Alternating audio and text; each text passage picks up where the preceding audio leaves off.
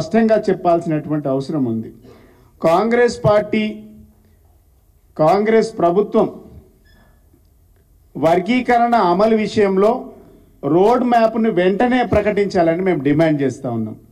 Supreme court తీర్పును గౌరవిస్తూ ముఖ్యమంత్రి గారు అసెంబ్లీలో చేసినటువంటి ప్రకటనకు కట్టుబడి ఉండి స్పష్టమైన వైఖరితో నిర్దిష్టమైనటువంటి కాల పరిమితిలో వెంటనే అమలు పరచాలని మేము కోరుతా ఉన్నాం. ఎందుకనంటే ముఖ్యమంత్రి గారు ఈ మధ్యకాలంలో పార్టీ ఏజెండా, పార్టీ మేనిఫెస్టో కంటే కూడా తన సొంత ఏజెండా అమలు చేస్తూ ఉన్నాడు.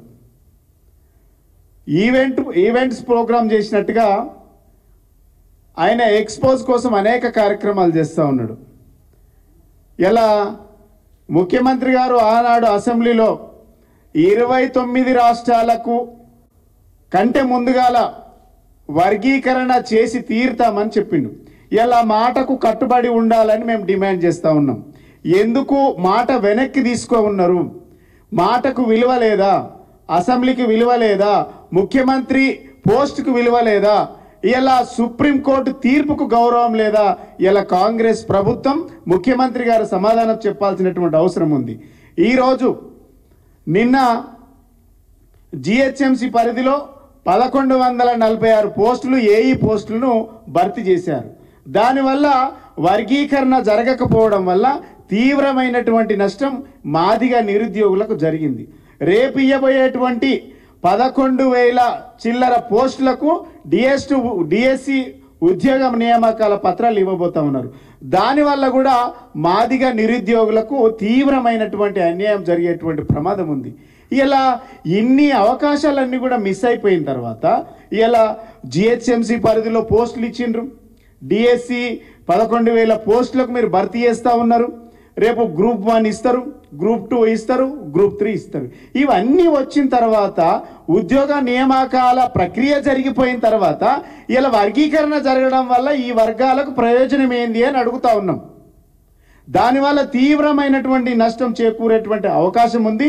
ముఖ్యమంత్రి గారు నిజంగా మీరు మాట మీద ఉంటే, మీకు చిత్తశుద్ధి కనుక ఉంటే వెంటనే వేగవంతం చేసి ఇలా మీరు ఏవైతే నియామక పత్రాలు ఇస్తా ఉన్నారో ఈ మాదిగల వాట ఏందో తేల్చే వరకు, మాదిగల వాట తేల్చే వరకు ఆ వాట వరకు ఆపి మిగిలినవి మీరు చేయండి. కానీ లేదు అని అంటే మరి తీవ్రమైనటువంటి పరిస్థితులు ఎదుర్కొనేటువంటి అవకాశం ఉంటుంది. అంటే ఇంత చెప్పినా కూడా మీరు గింత కూడా మాట్లాడతలేరు అని అంటే అసలు ఏమనాలో అర్థం అవ్వట్లేదు. ఇప్పటికైనా మేనిఫెస్టోలో చేవెళ్లలో ఎస్సీ డిక్లరేషన్ చేసిండ్రు, మర్చిపోయినరు. మేనిఫెస్టోలో పెట్టిండ్రు, మర్చిపోయినరు. అసెంబ్లీలో మాట్లాడినరు, మర్చిపోయినరు. అసలుగా మీ మాటకు విలువేముంది? మీ మేనిఫెస్టోకి విలువేముంది? ముఖ్యమంత్రి పోస్టు మాటకు విలువేముంది? అంటే మాట ఇచ్చుడు, ఆమె ఇచ్చుడు, అమలు చేసుడు తప్పుడు. ఇది మీ సిద్ధాంతం అని అర్థమవుతా ఉన్నది.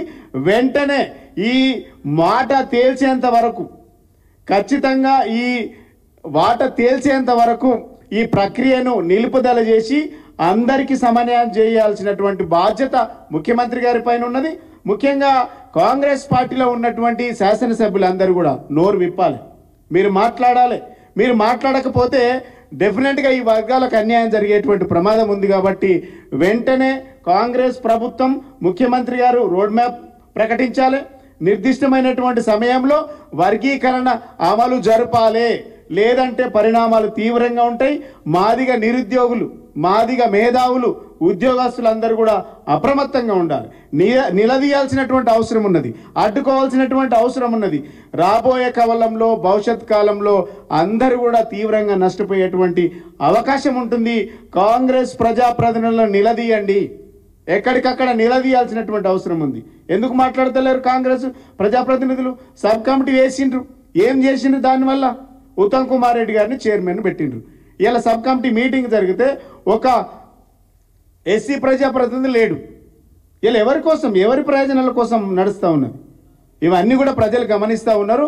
డెఫినెట్గా ప్రజాప్రతినిధులు నోరు విప్పాలి.